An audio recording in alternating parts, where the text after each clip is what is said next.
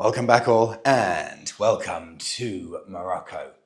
We're currently in Marrakesh. I think we're probably, day 5 into a drive in the Jeep down south to the Sahara Desert. We're going to be spending the next 3 days here in Marrakesh, so I'm delighted to be doing one of these episodes in Africa. Thank you as ever, everyone, for getting in touch, sharing your thoughts and opinions. Without you, it would be impossible to do these episodes on a weekly basis, and I cannot thank you enough.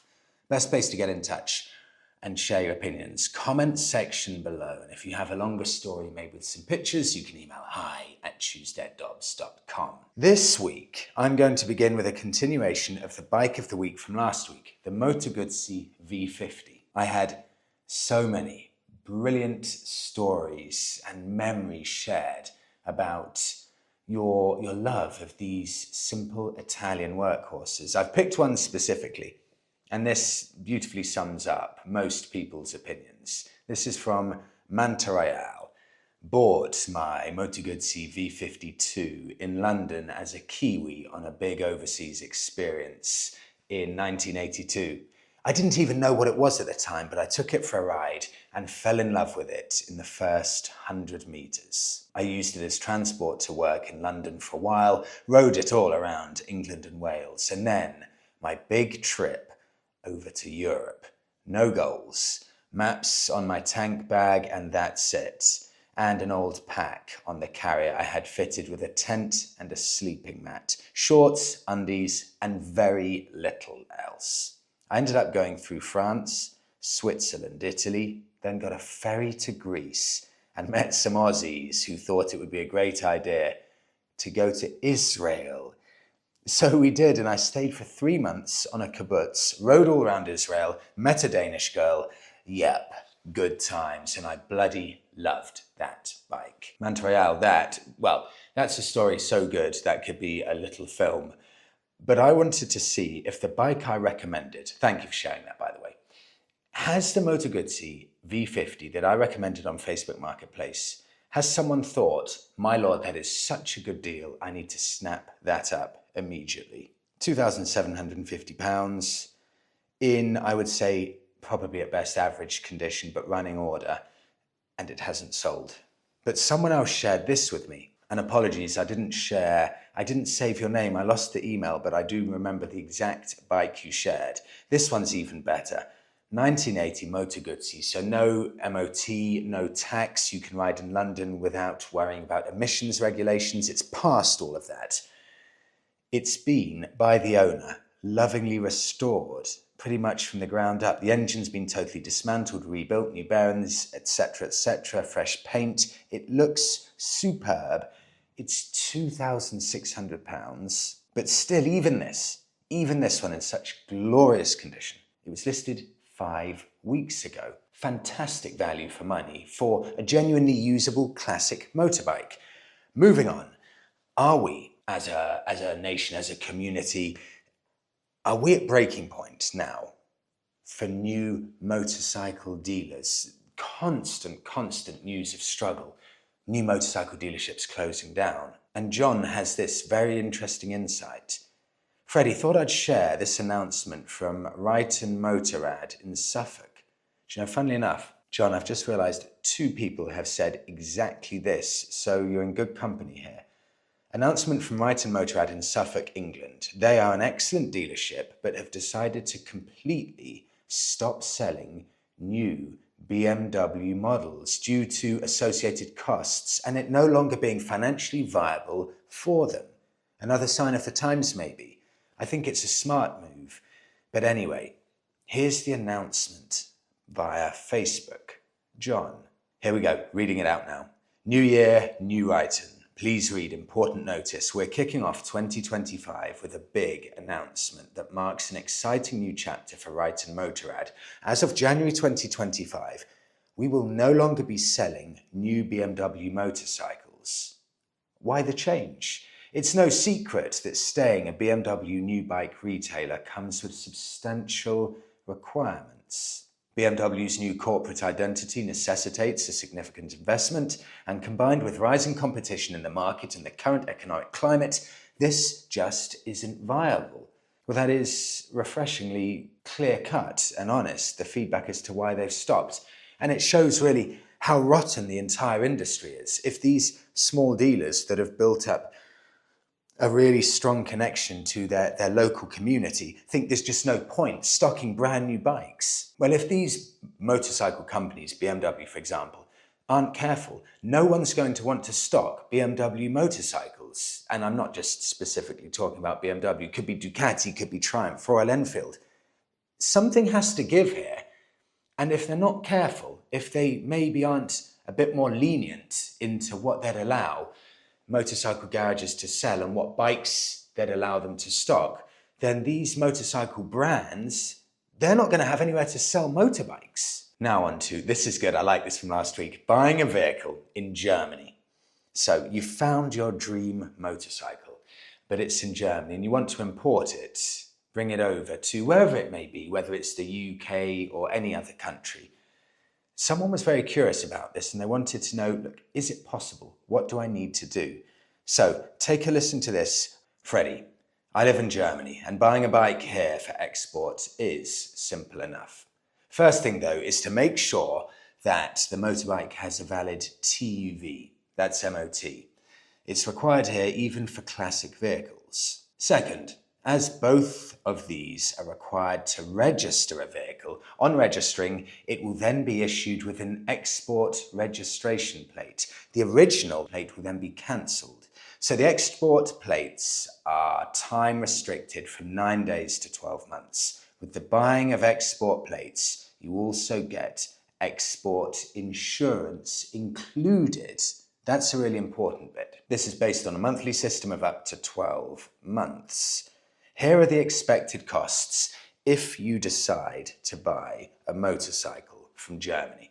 You've got the registration fee at €45. You've then got the export number plate. That's €40 with an expiry in the red margin of the number plate. And that expiry date on the red margin of the number plate exactly coincides with the expiry of the insurance. Then you've got the insurance, the export insurance, that is €60 a month. So for a 1 month cost to buy the bike and get it back to your home country, it's €145. Honestly, that's probably slightly better than I thought. It really does show, especially if you go and buy a classic motorcycle over 30 years old, it is a genuinely viable option to consider.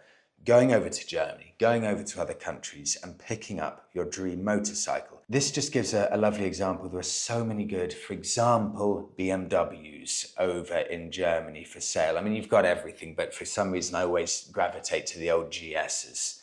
I've picked this one, an R1100 GS, €2,700, which is £2,200. But the Germans seem to look after their motorcycles incredibly well. This one has 86,000 kilometers on the clock, and importantly, I picked it because it's a 1994 model, meaning the only tax you're going to have to pay is 6% of the value of the motorcycle. And it's coming from a private seller, 80 horsepower.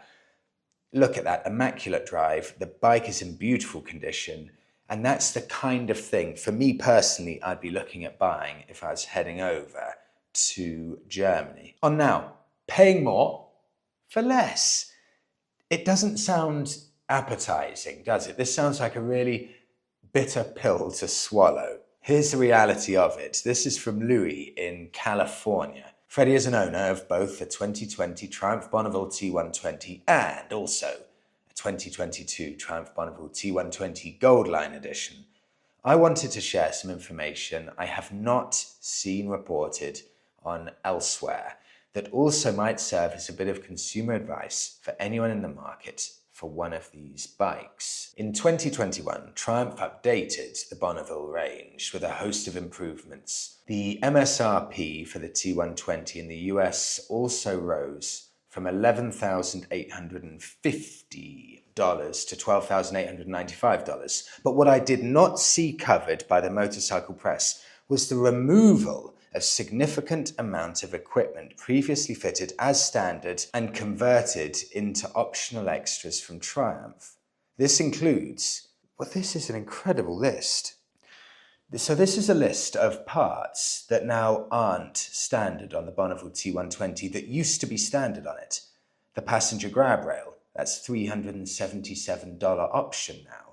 The radiator guard, that's now a $95 option. The center stand, well, that's now a $360 option, not included in standard spec. Heated grips, £330. Billet oil filter cap, $22.65. Apologies if I said pounds for some of those. That is a huge list that goes 3, 6, 7. It goes over $1,000 of extras that used to be standard on the bike that now aren't. I can almost not believe that, Louis. It's so incredible. Of course, I do believe you, but it just is an indication of what's happening in the market. Continuing with Louis, this seems to me a sleight of hand by Triumph to mask the extent to which they were marking up their bikes during these inflationary times, while they simultaneously marketed the removal of the $1,200 in standard equipment as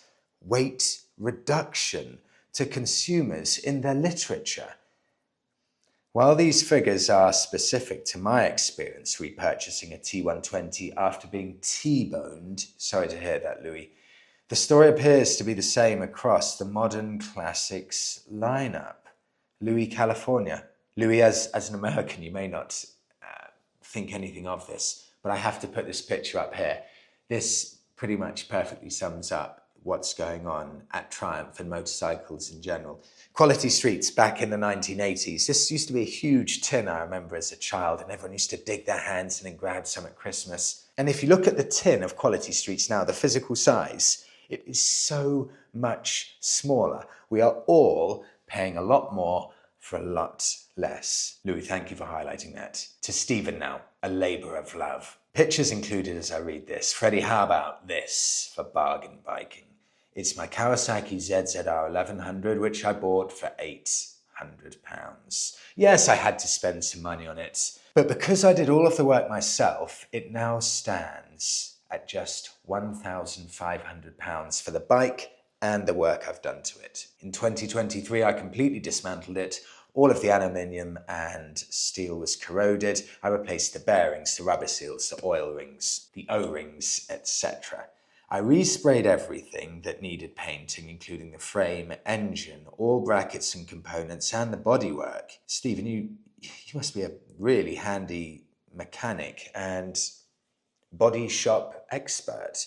Every nut and bolt was either replated or replaced. Wow, that's an in-depth amount of work. Brakes completely overhauled, as were the forks. I think you get the picture. Stephen, the end result of that, I really, really like these bikes. I love the look of them and I love the history behind them because this was right in the thick of things with the race for pace and power from the big Japanese marques. These bikes, the ZZR1100s, these were big, intimidating beasts in their day, and they still are now. Made from 1990 to 1997. They had 147 horsepower. So in its day, it was the fastest bike on the planet. This was a serious machine. Does anyone know the bike that came along and took the crown from the ZZR1100 to become the new fastest bike? God, I hope I get this right, otherwise I'll embarrass myself. Honda Blackbird. And then, of course, you have the Suzuki Hayabusa. Can you imagine these three bikes battling it out?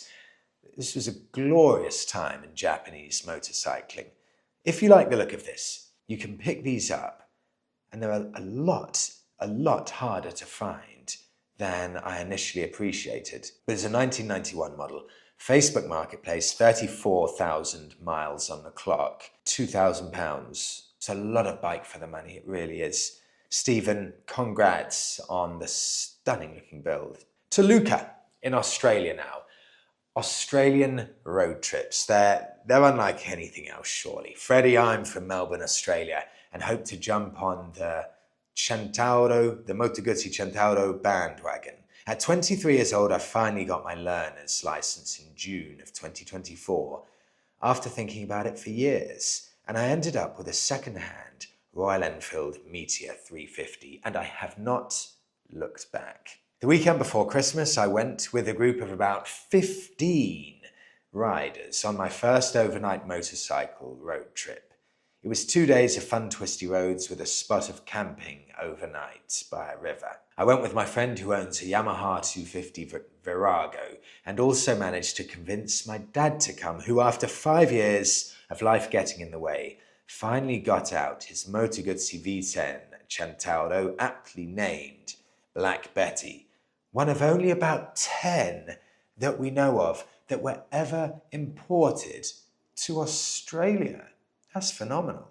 Some of my earliest memories are of my dad rebuilding the bike himself in the garage and the ground shaking with its roar. It splutters and kicks to life, but get it warmed up on the highway and it purrs like a kitten. Guzzis are really something special, though I will be sticking with my Meteor for a few years yet. Sorry, Dad. Luca, that pic of all of the bikes lined up, just looking over to the Australian countryside. That's what biking's all about. It's absolutely glorious. That is a proper little adventure. To DB7 now. Freddie. Oh, okay, I have to go back one more time here. Freddie, just some more info on your bike of the week, the Moto Guzzi from last week. So, Masso, I don't know if that was the person in charge of Guzzi at the time, Masso had just gained control of the company and he went on to buy Benelli, or vice versa.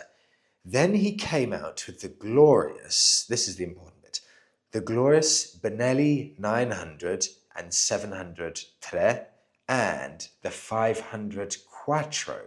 Okay, I've never come across any of these to the best of my knowledge, but there's one of these three bikes, DB7 you mentioned, that I want to quickly discuss. The Benelli 500 Quattro.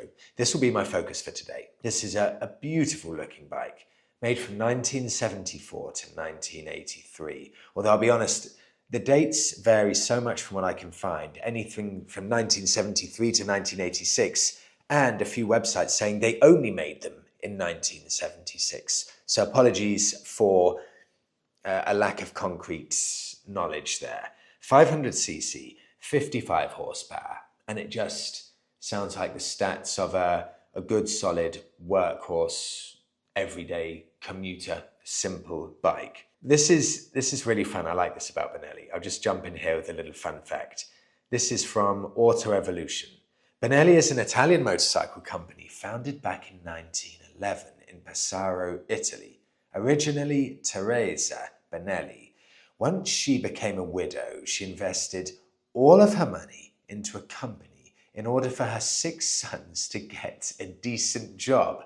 That is Italian family focus. Family comes first. Look after the sons. Now, unfortunately for me, I've found very, very little evidence or very, very little information available about these Benellis. In fact, almost none. My only assumption with this is that these Benelli 500 Quattros, they may only have been sold in Italy and maybe some neighbouring countries. Someone tell me if I'm wrong, because such little information. They seem to be ludicrously rare. So I found not one in the UK for sale.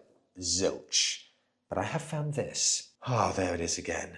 I forgot how nice this is. I was looking at this just before rushing out for dinner and I just flicked through it. But there it is again. 5,000 euros in Italy, in its home where it should be. 22,000 kilometers on the clock. You know, this is not much, 5,000 euros for such a rare, beautiful bike. And I love the description. Remember what I said about this? If you want to go anywhere to buy a motorbike, whether it's Germany or Italy, if it's over 30 years old, only 6% in taxes you have to pay. This is 1975 model, block capitals, all original, perfectly running.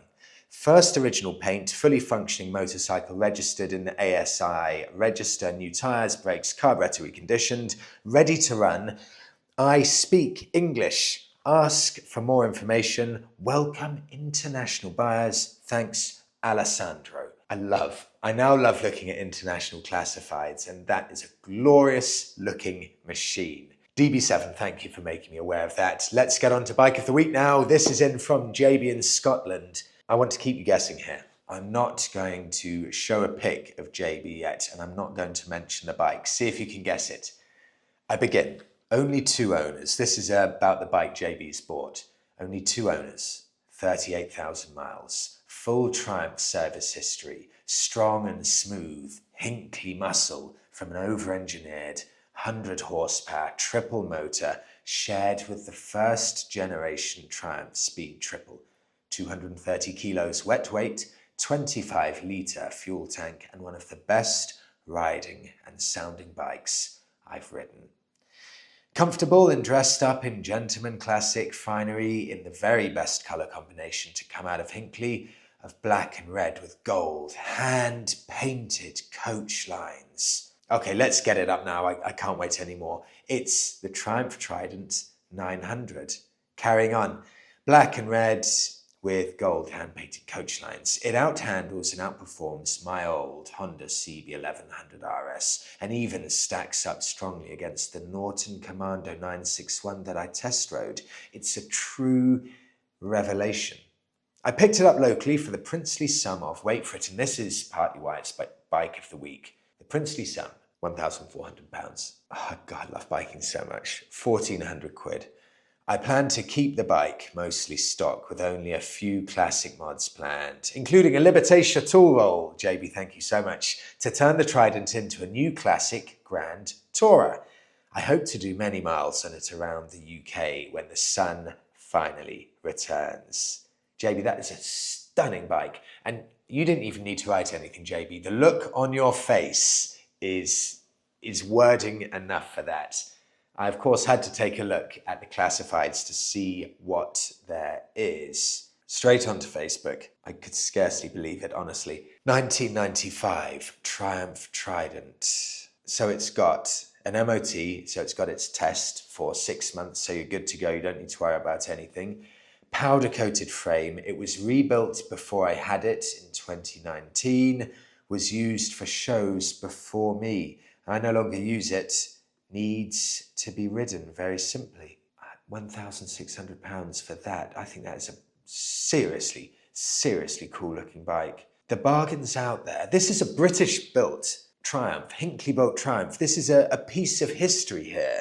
And it's up for £1,600. These Hinkley bikes are, in a lot of people's opinions, some of the best bikes that Triumph ever made. And I'll wrap it up there. Some of these bikes of the week have been so good and at such a good price, it's almost impossible to ignore. Thank you so much, everyone, for watching this week's episode. I really hope you enjoyed it from Morocco, and I'll see you in the next one.